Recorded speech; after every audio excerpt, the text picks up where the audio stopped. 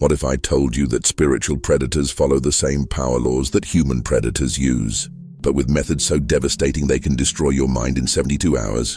3 days ago, I discovered why Robert Greene's Law 15, crush your enemy totally, isn't just about human warfare. It's the blueprint that dark entities use to systematically dismantle targeted souls.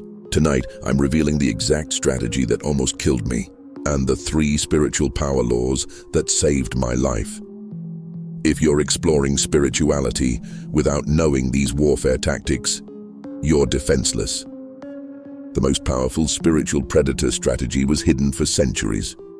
Most people think spiritual attacks are random. They're not. They're calculated warfare campaigns designed to exploit your exact psychological weaknesses. Let me show you what I mean. Marcus was a 34-year-old meditation teacher in Portland. Successful practice, stable relationships, grounded spiritual routine. Everything changed Tuesday night when he decided to experiment with deeper trance states. Around 2 a.m. during what should have been peaceful meditation, something found him. The first sign wasn't dramatic, just a subtle shift in the room's energy. The temperature dropped, but not physically. It was energetic cold, like standing in the shadow of something massive and hungry. Marcus felt watched, studied, measured. Most people would dismiss this as imagination, but Marcus had enough experience to recognize genuine spiritual presence. What happened next revealed the calculating intelligence behind the encounter. The entity didn't attack immediately. Instead, it began what I now recognize as reconnaissance, methodically probing Marcus's energy field, testing his boundaries, cataloging his fears. It moved through his aura like a surgeon examining a patient before surgery, mapping every weakness, every trauma, every insecurity. This is where most spiritual teachings get it wrong. They tell you to send love or raise your vibration. But this entity wasn't some mindless negative force. It was an intelligence following a strategic protocol. It spent 40 minutes that first night simply gathering data about Marcus's psychological profile, his spiritual beliefs, his emotional triggers, his relationship patterns. Marcus felt violated in ways he couldn't articulate. It wasn't sexual, it was worse. Someone was reading his soul's source code, downloading his deepest vulnerabilities like a hacker mapping a network before launching an attack. By dawn, the presence withdrew, leaving Marcus exhausted, confused, and marked. The entity had completed Phase 1 of Law 15, know your enemy completely before you destroy them. Marcus had no idea he was now locked in spiritual warfare with something that understood him better than he understood himself. Here's what Marcus didn't understand. Spiritual predators operate like intelligence agencies. They don't attack immediately because hasty attacks create resistance. Instead, they follow what I call the strategic infiltration protocol, a systematic approach that mirrors how psychological operations work in human warfare. The next day, Marcus noticed subtle changes. His normally clear thinking felt cloudy. Meditation sessions that used to bring peace now carried an undertone of anxiety. He found himself doubting spiritual experiences he'd trusted for years. These weren't random symptoms, they were the results of targeted spiritual interference. The entity was implementing what counterintelligence experts call cognitive disruption. Just like how military psyops destabilize enemy decision-making, this spiritual predator was systematically undermining Marcus's mental clarity. It would inject doubts during his morning meditation, create phantom sensations during his teaching sessions, and generate inexplicable anxiety spikes whenever he tried to access deeper spiritual states. But here's the terrifying sophistication. The entity customized every attack to Marcus's specific psychology. It knew Marcus prided himself on being a skilled spiritual teacher, so it targeted his confidence in his abilities. It understood his fear of losing control, so it created experiences that made him question his sanity. It recognized his deep need for spiritual connection, so it poisoned his access to the sacred states that grounded him. Marcus began experiencing what trauma specialists call spiritual gaslighting. The entity would create minor but consistent disturbances, moving objects slightly, generating unusual sounds, causing technology malfunctions, but only when Marcus was alone. When he tried to explain these experiences to others, they sounded paranoid and delusional. This isolation was intentional. The creature was following a precise psychological warfare manual. Undermine the target's confidence, isolate them from support systems, create dependency on the aggressor for relief. By Thursday afternoon, Marcus found himself actually looking forward to the entity's presence because the anxiety of not knowing when it would appear had become worse than the attacks themselves. This is what Law 15 looks like in spiritual warfare. Complete domination through systematic psychological dismantling. The entity wasn't just trying to scare Marcus, it was reprogramming his entire relationship with reality, making him dependent on its presence, while simultaneously destroying his ability to resist. Marcus was being groomed for total spiritual subjugation. This reveals our first spiritual power law. Predators don't attack, they infiltrate, just like a virus doesn't destroy a computer by smashing the hard drive. Spiritual predators don't attack your defenses directly. They infiltrate your spiritual operating system and corrupt it from within. They study your spiritual practices, identify your access points to higher consciousness, then position themselves as gatekeepers to those experiences. Think of it like this. Imagine you're the owner of a secure building and someone wants to rob you. An amateur thief breaks windows and triggers alarms. But a master infiltrator? They study your routines, learn your security codes, befriend your guards, and eventually convince you to hand over the keys willingly. That's exactly what happened to Marcus. The entity didn't try to overpower his spiritual defenses. Instead, it studied his meditation techniques, learned how he accessed altered states, then positioned itself as an integral part of those experiences. Soon, Marcus couldn't meditate without feeling the entity's presence, couldn't access spiritual insights without its assistance. This infiltration tactic works because it exploits our spiritual ego. We want to believe we're special enough to attract powerful spiritual attention. The entity fed Marcus's sense of being chosen, unique, spiritually advanced. It made the attacks feel like initiations, the torment feel like spiritual evolution. By Friday, Marcus was defending the entity to concerned friends. "You don't understand," he would say. "This is a powerful spiritual teacher testing me." The predator had successfully convinced its prey that abuse was education, that spiritual violation was spiritual advancement. How do you recognize infiltration? Simple. Genuine spiritual growth increases your discernment and inner peace. Spiritual infiltration creates dependency, confusion, and isolation. Real spiritual teachers empower you to access truth independently. Spiritual predators make you dependent on them for access to spiritual experiences. Marcus was about to learn this distinction the hard way. If this is haunting your mind, stop now and hit that subscribe button. Why? Because what comes next will shield you against spiritual predators, and if you don't subscribe, the algorithm will hide these defense tactics from you. Friday night brought a fundamental shift. The entity had completed its reconnaissance and infiltration phases. Now it was time for what military strategists call escalation dominance, increasing pressure until the target either submits completely or breaks entirely. Marcus woke at 3:33 a.m. to find his bedroom charged with oppressive energy. But this wasn't the subtle presence from before. This was aggressive, territorial, possessive. The entity had moved from studying Marcus to claiming him. It was implementing the next phase of Law 15, establish complete control over the target's environment. The attack came in waves designed to overwhelm Marcus's coping mechanisms. First, it targeted his physical space. Every room in his apartment became energetically hostile. The kitchen felt watched. The bathroom carried an undertone of violation. His meditation corner, once his sanctuary, now pulsed with malevolent attention. The entity was systematically contaminating every space where Marcus might find peace or clarity. Then it escalated to temporal dominance. The attacks began following Marcus's schedule with frightening precision. During client sessions, he would feel the entity's presence lurking at the edges of his consciousness, ready to disrupt his teaching at any moment. During meals, food would taste wrong, triggering nausea and anxiety. During sleep, it would assault his dreams with images of spiritual subjugation and psychological submission. This wasn't random harassment, it was strategic environmental conditioning. The entity was training Marcus's nervous system to associate every normal activity with spiritual threat.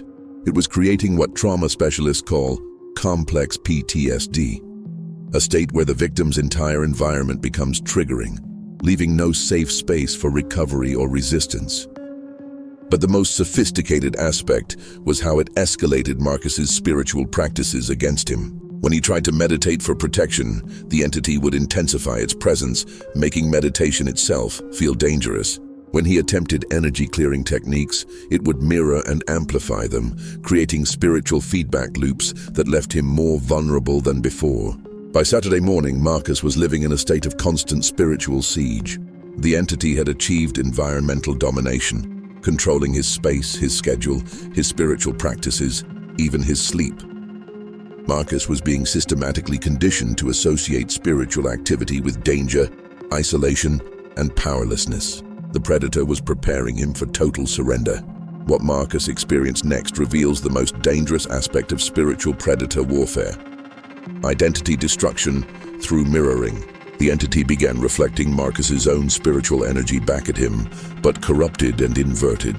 This is psychological warfare at the quantum level. Saturday afternoon, during what should have been a routine energy clearing session, Marcus felt his own spiritual signature being hijacked. The entity didn't just attack his energy field, it began mimicking it, creating what I call spiritual identity theft. Marcus would project love and light, and the entity would mirror it back as possessiveness and false illumination. He would attempt protection visualizations, and the creature would reflect them as spiritual imprisonment fantasies. This mirroring tactic is devastatingly effective because it corrupts the victim's relationship with their own spiritual power. Marcus began questioning every spiritual impulse, every intuitive hit, every energy sensation. Was this guidance from his higher self, or manipulation from the entity? Was this authentic spiritual experience or predator programming? The boundary between self and invader became deliberately blurred. The entity escalated this identity confusion by accessing Marcus's deepest spiritual memories and reframing them. That powerful Kundalini awakening from 5 years ago. The entity whispered that it had been present then too. That every spiritual breakthrough Marcus thought was his own had actually been guided by this force. Every moment of divine connection, every insight, every healing experience, all of it was recontextualized as evidence of the entity's long-term influence over his spiritual development. This is what makes spiritual predators more dangerous than human predators. They don't just attack your present circumstances, they colonize your entire spiritual history. They convince you that your greatest spiritual achievements were actually their orchestrations, that your authentic spiritual self has never existed independently of their influence. By Saturday night, Marcus was experiencing complete spiritual disorientation. He couldn't trust his intuition because the entity had contaminated his inner guidance system. He couldn't access his spiritual practices because they now felt hijacked and dangerous. He couldn't even trust his memories of spiritual growth because the predator had reframed them as evidence of long-term manipulation. The entity was implementing advanced spiritual warfare, destroying the target's sense of authentic spiritual identity.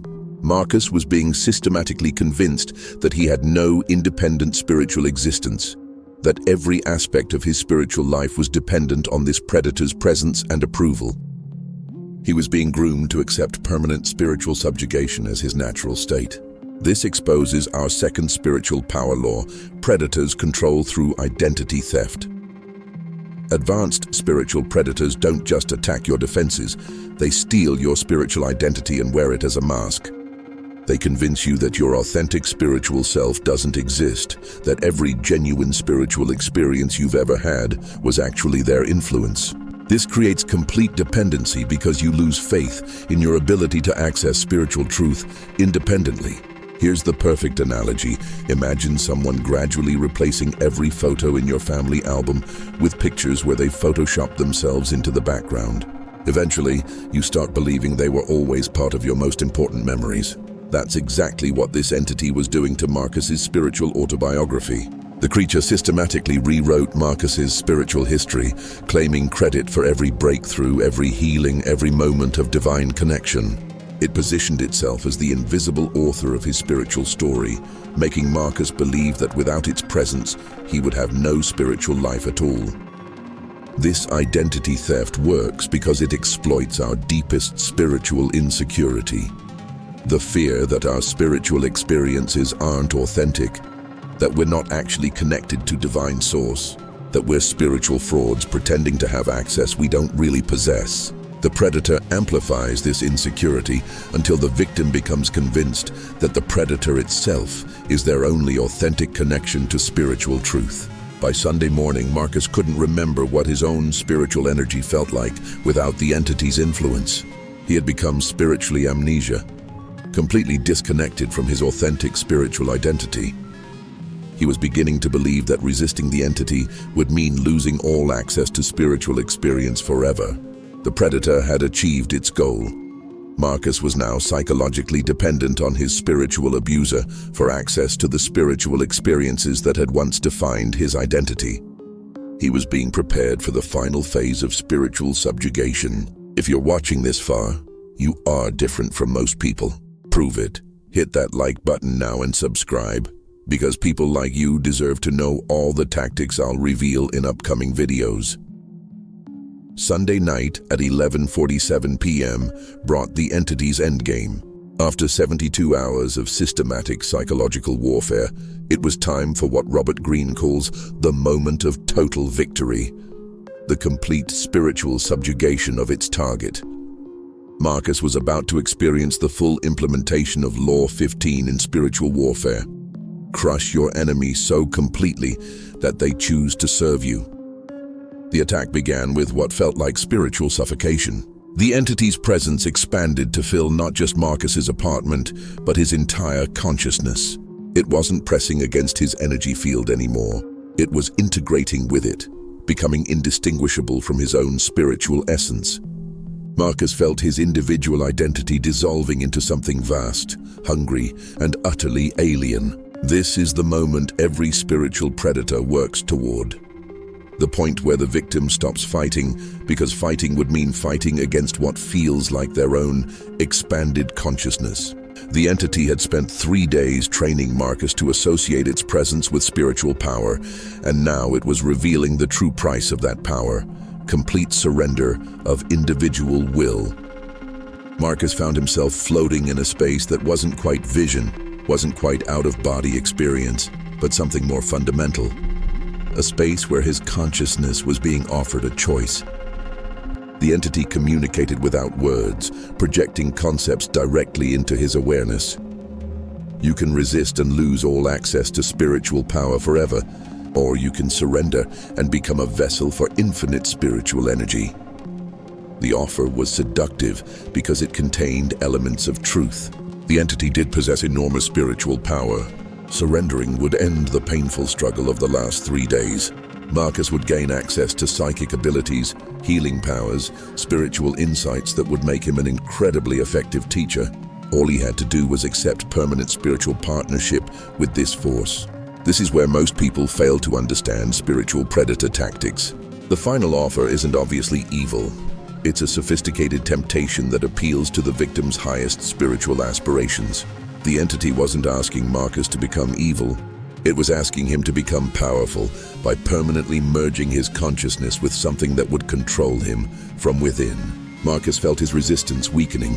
After 3 days of spiritual siege, the promise of peace through surrender felt like salvation. He was seconds away from accepting permanent spiritual possession, disguised as spiritual partnership. Then Marcus remembered something his grandmother had told him 20 years earlier. Mijo, anything that demands your soul as payment isn't offering you a gift, it's offering you a trade. And the only beings who need to own souls are the ones who can't create their own power. This single memory shattered the entity's entire psychological campaign. Marcus suddenly saw the last 72 hours with devastating clarity. Every attack, every infiltration tactic, every moment of spiritual identity theft, it all revealed one crucial weakness in the predator. It had no authentic spiritual power of its own. Think about it. If this entity truly possessed the infinite spiritual energy it promised, why did it need to steal Marcus's? If it could access Divine Source directly, why did it require his permission to operate? If it was genuinely spiritually advanced, why did it need to use deception, manipulation, and psychological warfare to gain cooperation? The answer was staggering. The entity was a spiritual parasite.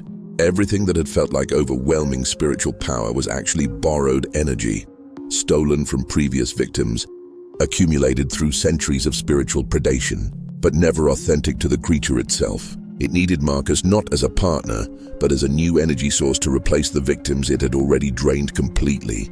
Marcus realized that every seemingly supernatural ability the entity had demonstrated, the environmental control, the identity mirroring, the consciousness infiltration, these weren't signs of spiritual advancement. They were predator adaptations, evolutionary developments that allowed the creature to hunt more effectively, just like a snake's venom or a spider's web. The entity's entire strategy had been based on making Marcus believe he needed its power to access authentic spirituality. But the truth was the reverse. The entity needed Marcus's authentic spiritual connection to maintain its own existence. Every genuine spiritual teacher it corrupted, every authentic seeker it subjugated, every pure spiritual practice it perverted. These were feeding mechanisms that kept the predator alive. Marcus understood why the entity had been so systematic, so strategic, so sophisticated in its approach. It wasn't operating from spiritual wisdom. It was operating from spiritual starvation. Every psychological warfare tactic, every manipulation technique, every moment of calculated cruelty was driven by desperate spiritual hunger. The moment Marcus recognized the entity's fundamental powerlessness, something extraordinary happened. His own authentic spiritual power, the power he'd forgotten during 3 days of psychological siege, came flooding back. Not borrowed power, not parasitic energy, but the direct divine connection that was his birthright as a conscious being. The entity's presence began shrinking, weakening, retreating. It had lost the only thing that made it powerful, Marcus's belief in its superiority. This reveals the ultimate third spiritual power, law. True spiritual power never requires surrender of will. Here's the final and most important truth. Authentic spiritual force empowers your individual consciousness and strengthens your ability to choose. Parasitic spiritual force requires you to surrender your will and accept external control. The difference between divine connection and spiritual predation is consent versus coercion. The perfect analogy: imagine the difference between a solar panel and a vampire. A solar panel connects you to an infinite energy source, the sun. While maintaining your complete independence, you can unplug anytime, you own the equipment, you control how the energy is used. A vampire offers you immortality and power, but only by surrendering your humanity and becoming dependent on blood that isn't yours. That's the difference between authentic spiritual connection and spiritual predation. Divine source energy enhances your natural abilities without requiring you to become something other than yourself. Parasitic entities offer borrowed power in exchange for your authentic spiritual identity.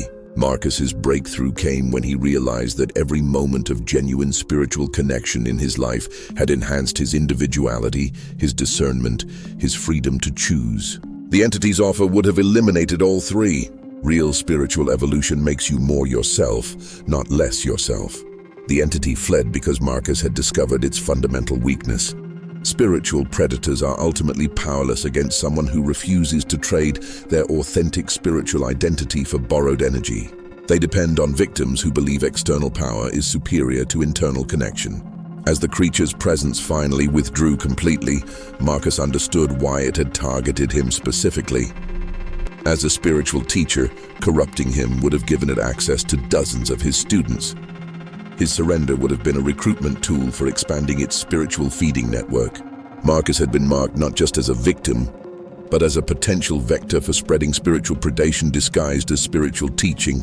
3 spiritual power laws saved Marcus's life. Predators infiltrate rather than attack. They control through identity theft, and they're ultimately powerless against authentic spiritual connection. The entity's 72-hour campaign revealed spiritual warfare's deepest secret. Predators aren't spiritually advanced beings testing your growth. They're spiritual parasites hunting for new energy sources. Marcus learned that genuine spiritual power never demands surrender of your will, only expansion of your consciousness. The question isn't whether you're spiritually strong enough to resist attack. It's whether you're wise enough to recognize the difference between connection and predation. Scene 29 characters. Now you know the rules of spiritual warfare that most humans never learn, but the question is, will you remember them when you need them most? If these spiritual warfare secrets blew your mind, you need to see my next videos, but only if you hit that bell. Otherwise, you'll miss the most powerful tactics in history. What was your strangest supernatural experience? Leave it in the comments. Send this revelation to that friend who has sharp intuition. These stories are inspired by documented spiritual experiences and strategic analysis. Individual experiences may vary. This content is for educational and entertainment purposes, not spiritual counseling.